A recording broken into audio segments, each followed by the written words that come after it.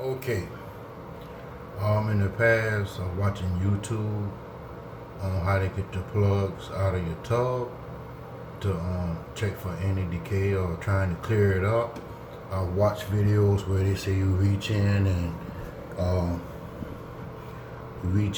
you try to find that spot and you turn it and try to lock and it comes out well. Unfortunately, in the newer tubs, that does not work. So for the newer tubs, what you would do is you would push this all the way down and you do screw this piece, the top little handle piece, off, and then you will have a flathead screw. With that flathead screw, I already pre-loosened it to show you.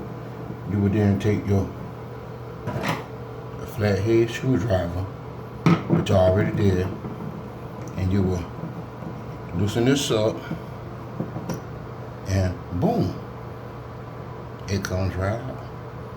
So that's what you do with the newer tubs, because there is no place to lock to try to twist it right out. So for all the ones who tried and couldn't get it out for the newer tubs, and the same reverse thing to put it back in. Thank you.